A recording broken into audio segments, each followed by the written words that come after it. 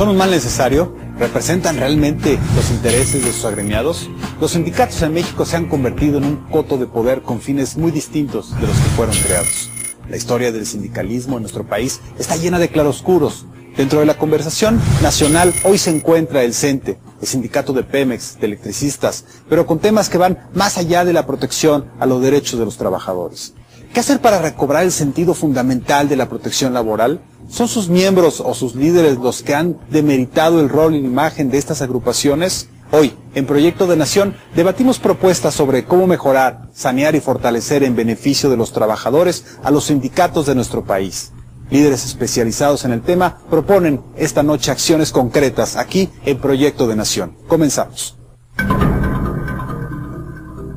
Los sindicatos son instrumentos de incorporación de los trabajadores con la finalidad de defender sus intereses y la elevación de sus condiciones de vida, al tiempo que fomentan la formación de una clase obrera organizada y combativa. El sindicalismo mexicano se ha ido formulando como un cuerpo social de resistencia, dentro de la cual no se ha permitido el desarrollo económico y estructural del país. Es el caso de sindicatos de gran significación por el número de agremiados y la industria o actividad a la que representan, tal como el Sindicato de Trabajadores de Petróleos Mexicanos, mismo que hoy se confronta con el gobierno por considerar inviables las opciones de reforma energética que supondrían la privatización de sectores importantes de la industria. Algunos sindicatos son sinónimo de freno en el desarrollo de algunas instituciones y a veces del país, ya que son estos fundamentales para garantizar condiciones de trabajo, para mantener a los trabajadores en condiciones de competitividad y eficacia, y no solo a ellos como gremio, sino en general a la sociedad de un país. ¿Cuál es el papel de los sindicatos en México? ¿Cuál es el rubro del sindicalismo en el país? Los sindicatos están ahí en la palestra en estas épocas electorales, todo el mundo tiene los ojos en ellos, unos como villanos, tal vez necesarios, otros tal vez como algo importante para los trabajadores. ¿Qué les parece si antes de empezar nuestra mesa de hoy en la noche, vamos a la primer sondeo con Bernardo? Buenas noches, Raúl, un placer saludar a nuestra mesa y a la gente que sigue Proyecto 40. Los sindicatos fueron creados como una protección para los trabajadores de las instituciones como resultado de los abusos y explotación que por mucho tiempo se perpetraron en contra de los empleados. Estas garantías estaban sustentadas y planeadas para proteger y hacer válidos los derechos de los trabajadores y, claro, para llevar un rumbo más seguro del grupo de agremiados y representarlos ante el Estado, permitiendo así que se les representara y se les hicieran válidas las exigencias de sus necesidades. Tener voto y voz que los pusiera al mismo nivel que las autoridades. Gracias a los sindicatos es como surgen las jornadas laborales justas, los incrementos de salario, las primas vacacionales, los días económicos, servicios de salud, días culturales y en recreación. ¿Qué función cumplen los sindicatos en México para usted? Acompáñennos a escuchar a la sociedad. Es la función de la defensa de los trabajadores, los derechos laborales adquiridos a través de la historia y sobre todo el proteger al trabajador de que no se violente el derecho laboral que han ido adquiriendo a través del tiempo. Pues ayudan a defender los derechos de los trabajadores. Creo que son los que se encargan de los trabajadores, de la administración de los trabajadores, ¿no? Que tengan un seguro, que tengan una paga. Se pretende que ellos vean por el bienestar de todo un conjunto de personas, que logren las metas y también que se vea por los derechos y por todo lo que debe de cumplírseles. Tratan de mejorar las condiciones laborales de los empleados y permitir que no sufran condiciones de explotación. Se supone que son para ayudar al trabajador en sus problemas cotidianos que surgen en sus labores diarias. Pues garantizar las condiciones de trabajo, llenar justamente los vacíos que quizá las empresas como tal no pueden satisfacer porque no hay quien lo exija. Entonces la función de los sindicatos es justamente hacer esas demandas y en teoría verificar que se cumplan para el beneficio de los trabajadores. Cierto es que algunos sindicatos son sinónimo del freno del desarrollo de algunas instituciones y a veces del país, ya que estos son fundamentales para garantizar condiciones de trabajo, para mantener a los trabajadores en condiciones de competitividad y eficacia. Y no solo a ellos, como gremio, sino a la sociedad de un país. Esta noche nos acompañan 3 líderes expertos en la materia. Escuchemos sus propuestas. Adelante contigo, Raúl. Pues los sindicatos tienen una larga historia en este país, tienen una historia que tal vez se remonta hacia los principios del siglo pasado, hacia el inicio de la industrialización, que tuvo que ver mucho con los derechos laborales, con el proteger a los obreros. ¿Cuál dirías tú, Tereso, para empezar con el tema, que debe ser la función principal de un sindicato hoy en día, un sindicato moderno como hoy lo deberíamos entender? Primero, tienes razón. México, nuestro país, tiene una alta ascendencia de sindicalismo en todos los sentidos, y creo que también el sindicato ha cubierto un papel histórico de pasado, de presente y rumbo al porvenir. Actualmente, desde mi punto de partida, el sindicato debe ser una práctica, un sindicalismo responsable. ¿Por qué lo nombro el sindicalismo responsable? Nos basta ver 30 millones de trabajadores con 1.5 salarios mínimos, por ejemplo. Nos basta ver también la necesidad de generar más de 6 millones de empleos que no se han podido lograr hasta la fecha. Nos basta ver a nuestro país frente al mundo, frente a la globalización, en el nivel número 66 en materia de competitividad, cuando hace 10 o 12 años estábamos en el lugar número 40. Por eso creo que lo que nuestro país necesita es una práctica sindical responsable. Lo sostengo que en el mundo la figura del sindicato no está en tela de juicio. Lo que estamos revisando, y creo que ese es el siguiente tema, urge una revisión del contenido de los sindicatos para desechar lo que México no necesita. ¿Cómo deberíamos entonces, ante este escenario que ha cambiado tan dramáticamente, entender el papel de los sindicatos? La realidad laboral es distinta y tenemos una ley de hace 40 años que no cambia. Yo creo que la apuesta de los sindicatos tiene que ser hacia la transparencia, hacia la democracia y hacia la colaboración con el empresario. Esta vieja lucha antagónica, ¿no?, así muy radical, en cuanto a las posturas, debe superarse. Ya tenemos una realidad diferente. Transparencia y democracia de los sindicatos hacia sus agremiados, hacia las autoridades, democracia hacia sus procesos internos de elecciones. Hoy tenemos un cúmulo de líderes sindicales que curiosamente muchos de ellos pertenecen a partidos que hoy están de nuevo cerca de la presidencia. Hace unos días oímos ya una nueva definición del jeque sindical. Ya escuchamos la falta de transparencia, la falta de democracia. Esa es la apuesta de los sindicatos, transparencia y democracia con todos, con el patrón, con las autoridades y con sus agremiados. ¿Por qué no funcionan igual los sindicatos de la iniciativa privada a los que están en las empresas públicas, en las empresas del gobierno o en las entidades? Y lo dices muy bien, hay tres tipos de sindicatos, ¿no? Hay algunos que, y pienso que en México es algo igual que sucede en todo el mundo. En general los sindicatos que están ligados a empresas paraestatales viven del presupuesto público. Y es mucho más fácil, inclusive para el patrón, abrir la llave del pago o del incremento de cuotas. Los sindicatos que negocian con el sector privado generalmente son sindicatos que tienen que trabajar en todas las cláusulas de sobrevivencia de la estructura empresarial, porque si la empresa muere, se muere el mismo sindicato. Entonces llegan a un grado de entendimiento importante. Sí hay problemas, por ejemplo, si tú piensas en el problema del escalafón, yo lo pienso mucho más, por ejemplo, en un sindicato como el de Pemex, que en un sindicato como el de la General Motors. Vamos con Bernardo a ver las conclusiones de esta primera mesa y continuamos aquí en Proyecto de Nación. Gracias, Raúl. Después de escuchar las propuestas de nuestros líderes invitados y los sondeos a la sociedad civil, las primeras propuestas de la noche son: generar más de 6 millones de empleos en el país. México necesita una práctica sindical responsable y que deseche lo que no necesita. Transparencia, democracia y colaboración de los sindicatos hacia sus agremiados y autoridades. Democracia en los procesos internos. Los sindicatos deben cambiar las condiciones de entrenamiento de los trabajadores o de los agremiados. Le cuento que los grandes problemas de los trabajadores reclaman las responsabilidades del Estado, al cual compete el deber promover políticas que activen el empleo, que favorezcan la creación de oportunidades de trabajo en el territorio nacional, incentivando para ello el mundo productivo. ¿Usted cree que los sindicatos realmente benefician a los trabajadores del Estado? Sí, no, ¿por qué? Acompáñenos a conocer la opinión de la sociedad. Yo creo que hasta cierta medida sí, pero considero que el poder que tienen ahora los sindicatos es demasiado y que se sale de solo representar y beneficiar a los trabajadores. En algunas cosas, por ejemplo, cuando se trata de precisamente tener equidad, de ser iguales, ahí a veces no la hay. Pues desgraciadamente, bueno, hoy en México estamos viviendo una situación que prácticamente los líderes sindicales, por así llamarlos, están cayendo en la corrupción, en la venta de sus propios agremiados y pues desgraciadamente, bueno, al menos no creo en los sindicatos y pues desgraciadamente no están cumpliendo con la función que deberían.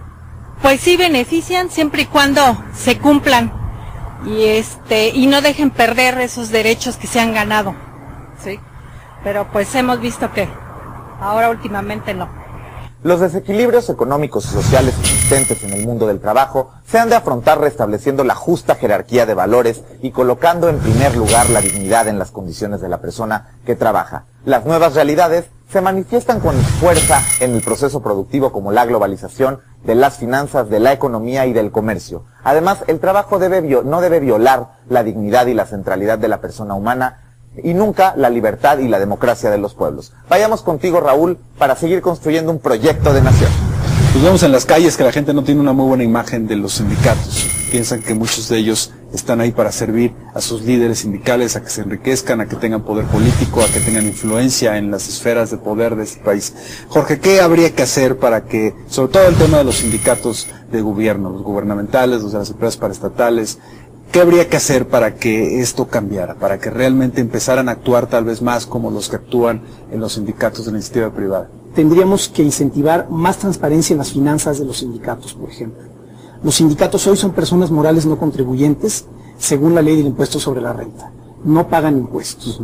Tendría que haber mucho más acceso a esas finanzas. Los agremiados también tienen derecho a saber qué pasa con el 2, el 2.5 o el 3% de sus cuotas que se les descuenta. Creo que un gran avance sería que hubiera transparencia en las finanzas de los sindicatos, ¿no? En el destino de los recursos. Que hubiera una rendición de cuentas, ¿no? Que tal vez la Auditoría Superior de la Federación tuviera acceso a auditar sus cuentas y saber qué están haciendo con el dinero. También hay un tema, Tereso, de los líderes sindicales eternos, ¿no? Que están ahí, que se vuelven como en reyes chiquitos de sus propios sindicatos, que son inamovibles, que se vuelven muy poderosos. ¿Por qué? ¿Qué pasa con esto? ¿Qué debemos de hacer para evitarlo? Primero tendríamos que, digamos, pensar que nuestro país es un país de trabajadores, manuales, intelectuales, del campo y de las ciudades. Segundo, tendríamos que también ver que la presencia del sindicato en nuestro país es fundamental, y no porque yo haya escogido por propio derecho nuestra vocación social, nuestro plan de vida y carrera. Le apuesto a esto. Y defiendo el sindicato. Y bueno, en esa misma parte tendríamos también ahora que clasificar los tipos de sindicatos. No es lo mismo un sindicato como el que se habla, de público, que recibe recursos públicos de gobierno, a un sindicato de la pequeña y mediana empresa mexicana, que es el 80%, y que quizás las aportaciones de ese 1 o 2% son para pagar la renta, el agua, la luz. ¿Tú estarías de acuerdo en que se transparentaran los recursos que se le dan a los sindicatos? sindicatos? Para allá voy. Existe en la propia Ley Federal del Trabajo, en los estatutos, la forma de cómo y de qué manera los sindicatos tienen que informar del destino de lo que reciben vía cuota sindical o aportaciones a sus trabajadores. Pero una cosa es informarle a sus trabajadores vía asambleas o vía informaciones en tableros, en murales o lo que se la forma en que ellos lo hagan, que otra vía es la parte de la parte pública, de gobierno, que ahí se reciben recursos públicos. En términos del gobierno, Alicia, ¿cómo podríamos cuantificar el daño en el PIB que le hacen estos grandes sindicatos como el de electricistas, como el del CENTE, como estos sindicatos corporativos? ¿Qué tanto realmente le afectan a México en su productividad? Pues mira, así como que en términos de PIB es un poco difícil de medirlo porque lo hacen considerando la pérdida de productividad. Pero todos estos indicadores miden públicos y privados, no solamente públicos, ¿no? Pero si hay algo importante, una cantidad importante del presupuesto público se va a cuotas sindicales. ¿Por qué? Porque se tiene que pagar directa, no es el trabajador el que, es una retención que se hace del ingreso del trabajador para pagar su cuota sindical. Pero hay, por ejemplo, tratos preferenciales distintos. ¿Por qué? Por ejemplo, hay estos sindicatos como el de Luz y Fuerza o como el de la CFE, no tienen IMSS e Infonavit. Y al final de cuentas no hay un proceso ¿Qué hace diferente a ese trabajador con un riesgo similar al que puede tener alguien que tiene una red de, no sé, de fibra óptica en la calle? Y también te conecta a la luz. O un trabajador del sector de telecomunicaciones. No, y muchos de esos recursos que el gobierno distrae ahí deberían de estar invertidos en infraestructura o en cosas que fueran mucho más. Y aparte de todo, son sindicatos y eventualmente la representación cuesta. Pero bueno, ¿por qué? Mi gran pregunta es ¿por qué tienen planes habitacionales distintos y los planes habitacionales que tienen son diferentes de los que tiene un trabajador adherido a un sindicato que paga cuotas sindicales similares y paga el IMSS y paga el Seguro Social? O sea, ¿por qué tienen un sistema de salud independiente? ¿Por qué tienen un sistema de jubilación distinto al que nosotros como ciudadanos tenemos, las AFORES? ¿No? Hoy por hoy se dice que aproximadamente el 30% del Producto Interno Bruto está comprometido en las pensiones de los trabajadores al servicio del Estado. Dices, caramba, en 97 nos arreglaron a todos los del sector privado con el 25% del Producto Interno. O sea, que al final de cuentas sí afecta. El 30% de las pensiones, el 30% del PIB fue lo que resolvió las pensiones del ISSSTE, eso dice, ¿no? Claro. Entonces, ¿cómo me puedes creer que 4 millones de trabajadores, ¿no? Que son los del ISSSTE, 4,5 millones de trabajadores, pesen más que 15 millones de trabajadores del Seguro Social? Claro. Ahora, ¿por qué tenemos regímenes sociales tan dispares? ¿Por qué no hay un régimen? Esa es una cosa de un proyecto de nación real, un régimen social único. ¿Por qué tenemos seguro popular y no tenemos todos los seguros adheridos? ¿Por qué le cuesta más a un mexicano pagar 2,5, o una empresa, pagar 2,5 puntos, ¿no? Cuotas de la aportación del trabajador, si el seguro privado a lo mejor te cuesta 1? Muy bien, pues vamos con Bernardo a oír las conclusiones de esta segunda intervención. Muchas gracias, Raúl, y haciendo una síntesis de las propuestas construidas en la mesa, se debe clasificar los tipos de sindicato, unos como gubernamentales o públicos y los otros privados. Incentivar más transparencia en las finanzas de los sindicatos y rendición de cuentas en el destino de los recursos. Que los sindicatos generen mejores condiciones laborales y prestaciones de acceso a servicios de salud o vivienda, al igual que todos los ciudadanos. Que todo el gobierno federal dote democráticamente de prestaciones a todos los mexicanos sin diferenciar si pertenecen o no a un sindicato. Raúl. Necesitamos sindicatos más modernos, ya los hemos visto, necesitamos sindicatos que rindan cuentas, pero realmente ¿cómo vamos a cambiarlos? No se vaya, vamos a un corte y regresamos aquí al Proyecto de Nación.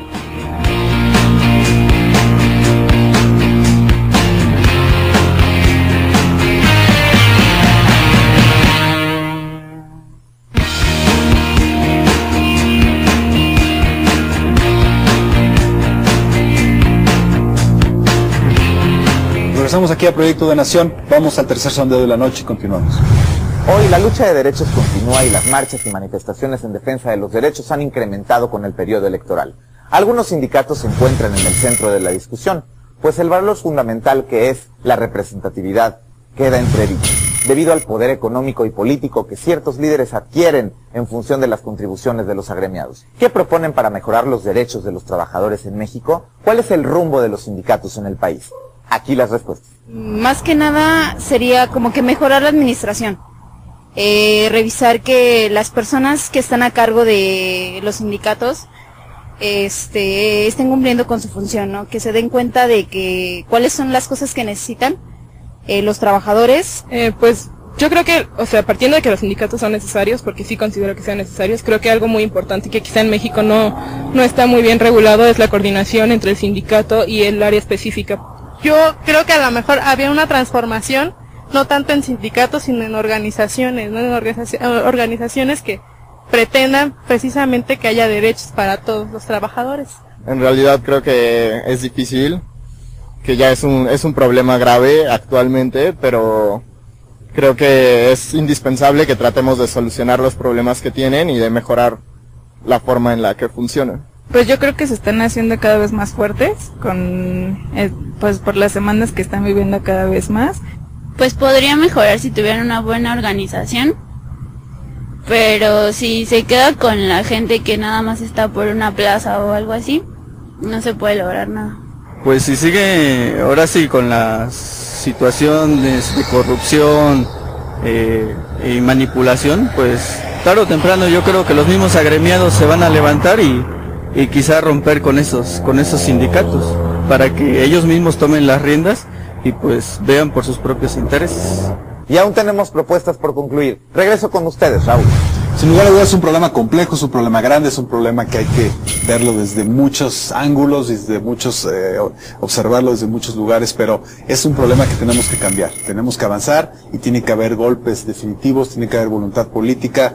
¿Qué propuestas, Alicia, concretas tendrías tú que hacer desde el punto de vista empresarial, desde el punto de vista de la operación, desde el punto de vista de las cosas que son necesarias para que cambiemos realmente de fondo? Fíjate que la ley laboral en particular, la propuesta de ley laboral, yo la he revisado en muchas cosas y hay una gran coincidencia. Creo que el que menos coincide es el PRD, pero no coincide más que creo que en un punto que habría que facilitar la sindicalización de trabajadoras domésticas, algo bastante complicado. Claro. ¿No? Y entonces hay que aprobar una ley laboral, eso es definitivo. Es necesario, pero ¿sabes qué? Yo creo que lo haría buscando eliminar o facilitando la incorporación de la gente que está trabajando en el mercado informal al mercado formal. Claro. Y tiene que ver mucho con las cuotas, tiene que ver mucho con los costos. Claro. La sindicación no es mala, y sobre todo para las empresas medianas y grandes. Las pequeñas empresas son muy pocos aquellos que, pequeña empresa entienden por empresas que tienen menos de 100 trabajadores, pero en este país el 95% el 75% de las empresas son unipersonales. No. O sea, empecemos por eso, es el plomero, el de los oficios, o sea, necesitamos una reforma laboral que facilite la recapacitación y la incorporación a los canales productivos de alto valor agregado. Para que también tengan derecho a servicios de salud. Es demasiada precarización, exacto. Y obviamente la parte fiscal, ¿no? Teresa, ¿cuáles serían tus propuestas concretas? Y con ese tema, para continuar y agregarle el párrafo, sí, la reforma laboral que no atente contra los retrasos de nuestro país, y particularmente los derechos laborales de los trabajadores, pero que sí incluya en el mercado derechos como el de los jóvenes estudiantes de medios tiempos, derechos como el de los trabajadores agrícolas, el de que tenga equidad y género, por supuesto. En fin, una reforma laboral, repito, que sí ayude a México, pero que no retrase ni atente contra los derechos laborales. El tema de la... Número 2. Pero igual que la reforma laboral, creo, y aquí va la propuesta, creo que esta es una razón de Estado, y voy a apropiarme de este gran tema. Urge un proyecto de nación, y en el proyecto de nación, trabajar en equipo. Pareciera filosófico lo que estoy hablando, pero lo he practicado por derecho propio y lo hemos logrado, en 3 niveles. Una alianza entre gobierno, empresarios, trabajadores, sociedad y medios de comunicación, en 3 caminos al mismo tiempo. En la conservación de los empleos que tiene nuestro país para que no se vayan, en la estabilidad laboral para que no se destruya, y con esta estabilidad generamos confianza para que esta confianza nos lleve a traer los empleos que nos hacen falta. Y en el diseño entre sindicato, trabajadores, empresarios, de las mejores fórmulas o formas o esquemas reales y alcanzables para mejorar los incrementos de la productividad, y aquí me voy para allá, ligar los salarios a la productividad para recuperar el poder adquisitivo de los salarios de los trabajadores. Agrego también en el tema de la salud, en el tema de la educación y por supuesto el tema del empleo. Y finalizo. También le urge a nuestro país un proyecto de nación en donde analicemos una auténtica política industrial que hasta la fecha no tenemos. En donde, que quede claro, que analicemos los acuerdos comerciales para que no ofrezcamos a nuestro país a cambio de nada. Y que sepamos negociar nuestro país en ese tema, y lo dice alguien que ganó un amparo colectivo hasta ahorita, por defender la industria del acero de nuestro país. Jorge, tus conclusiones finales. 2 cosas muy concretas. Mayor intervención y más enérgica de las autoridades laborales, tanto en la impartición de justicia laboral, para que las huelgas no se vuelvan un vehículo de extorsión a los empresarios, como de la Secretaría del Trabajo, que es la autoridad que otorga los registros sindicales, para meter un poco en cintura a aquellos sindicatos que han hecho de esto un modus vivendi, ¿no?, de mala fe. Y la segunda propuesta concreta, mayor capacitación a los sindicatos. A los líderes sindicales y al sindicalismo le deben enseñar de finanzas, le deben enseñar de administración, le deben enseñar a interactuar con sus agremiados para tratar de ir deslavando aquel ya desprestigiado nombre que tienen los sindicatos. Llevamos 4 sexenios oyendo reformas laborales, se nos está yendo el 4º sexenio y la famosa reforma estructural y la famosa reforma de la ley del trabajo no llega. Tenemos que explorar otros caminos, aparte de la reforma. Y desde luego transparencia, desde luego democracia. Cero cacicazgos y democracia dentro de los sindicatos. Así es. Vamos a las conclusiones finales con Bernardo. Así es, Raúl, y después de escuchar a la sociedad civil y lo que los líderes proponen, hoy nuestras propuestas finales para construir un proyecto de nación a los sindicatos en México son: aprobar una ley laboral que facilite la recapacitación y la incorporación de los canales de alto valor agregado a todos los agremiados de los sindicatos en México. Derechos laborales a estudiantes. Esto quiere decir que puedan estudiar medio tiempo y el resto comenzar a generar experiencia laboral. Equidad y género de las estructuras y organigramas sindicales. Otra propuesta es crear una alianza entre gobierno, empresas y medios de comunicación para consolidar un proyecto de nación. Incrementar salarios para recuperar el poder adquisitivo de los trabajadores para ser más competitivos. Una política industrial en donde se defienda la industria de acero de nuestro país.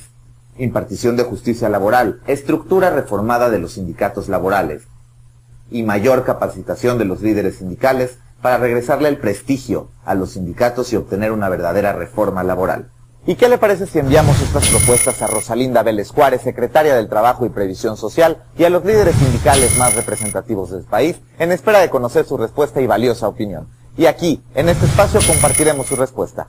Muy buenas noches, muchas gracias. Regresemos con Raúl para despedir este programa. Todo parece indicar que para lograr una restauración de los principios sindicales de protección a los trabajadores se necesita mucho más que propuestas. Se necesita voluntad política y determinación contundente de quienes, desde el poder, pueden y deben librar nuestro país de personajes que dirigen y utilizan a los agremiados para otros intereses menos los laborales. Usted sabe muy bien de qué estamos hablando. Les agradezco mucho su atención. Soy Raúl Ferráez. Nos vemos la próxima semana aquí en Proyecto de Nación. Muy buenas noches.